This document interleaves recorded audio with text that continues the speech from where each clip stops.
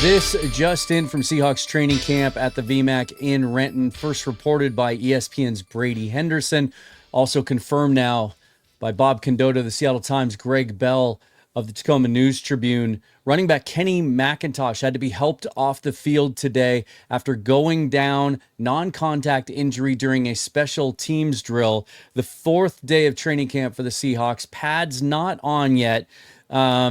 Showing you the photograph here, this is courtesy of Greg Bell, as Brady Henderson first reported, had to be essentially carried off the field, not just helped on the field, couldn't put any weight on his leg at all. Now, this is not an insignificant injury. The Seahawks running back room is young and deep and talented.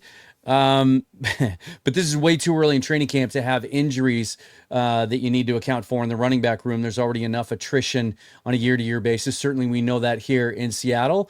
No one will ever forget the time in 2019 in a playoff push when Marshawn Lynch had to come out of retirement and off the couch in order to help the team because they were ravaged by injuries at the position.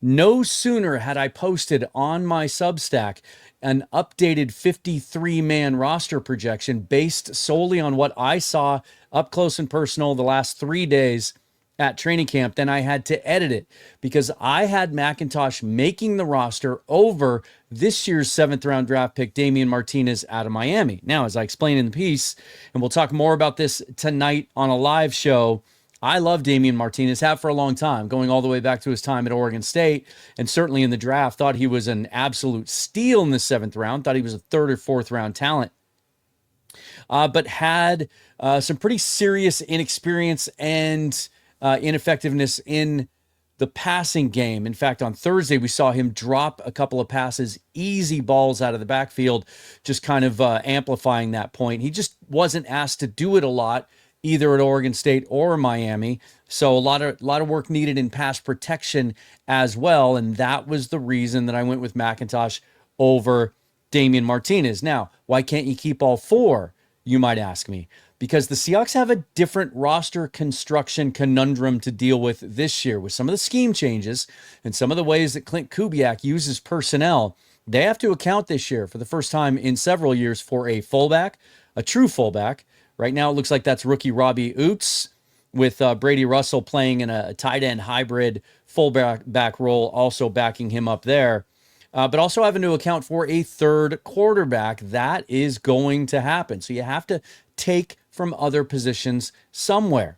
And even though Clint Kubiak likes to go with two backs at times, more often with a fullback and a running back than with two running backs, I was tempted to keep all four running backs, but I just couldn't make it work.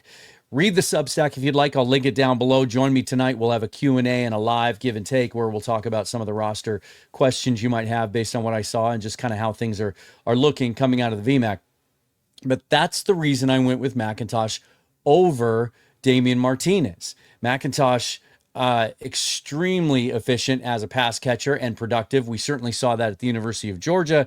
Didn't get any opportunities as a rookie because of an injury that he suffered then during training camp, during the mock game his rookie year at Lumen Field. Also, we don't know what the issue is today, but at that time it was a knee injury. Essentially cost him his rookie year. He basically redshirted. Didn't get an opportunity last year until late in the season, in particular against the Green Bay Packers at home in Lumen Field. Finally got 31 carries. Last year, averaged 5.5 yards a carry. Looks to be a guy that can contribute in the passing game and in the running game and would be a solid fit in this new zone-based run offense that Clint Kubiak is bringing with him from the New Orleans Saints and his stops before that. So already went in and changed it. Based on this, again, we have seen players helped off the field before, and it turns out to be nothing serious. But in this case, the initial indications are not good, and you have to expect that Kenny McIntosh might at least be out for the next few weeks, which will give Damian Martinez more of an opportunity to make an impression, in particular, starting Monday when the pads come out and we get to have some contact. That is where Damian Martinez should shine. 60%, more than 60% of his yards last year for the University of Miami came after contact. He is a physical runner, and if he wants to make this roster, or if he wanted to make this roster, and I made this point in the piece that I posted, he was going to have to be such a dynamic presence in the running game that they felt comfortable living with some of his learning curve that he's going to require as a pass protector and a pass catcher coming out of the backfield so they can use him more often. So that's the latest. According to all the beat writers now have chimed in that are there on the scene. Kenny McIntosh had to be carried off the field today after going down a non-contact injury suffered in special teams work. We will wait to hear after practice. Well, we might not even have any official word then, but we will wait to hear over the next couple of days ultimately what Kenny McIntosh's status is. That'll do it for now. What I'm working on, as I mentioned, later tonight, 7:30 Pacific time, we will go live. Sorry about last night. Didn't have all this set up. Really wanted to get back to where I had my full setup and can do things right so that I can engage with all of you properly. So tune in tonight. I will share, in case you haven't read it on the Substack, my now updated 53-man roster projection. I'll be making that change to the running back room. Some surprises, and again, it's based only on what I've seen over the first 3 days at practice, as I did get access for those first 3 practices, got to see it from up close. So join me on the channel tonight. Subscribe if you haven't already. Follow me on Twitter at Seahawks Forever for any breaking news before then or any other analysis.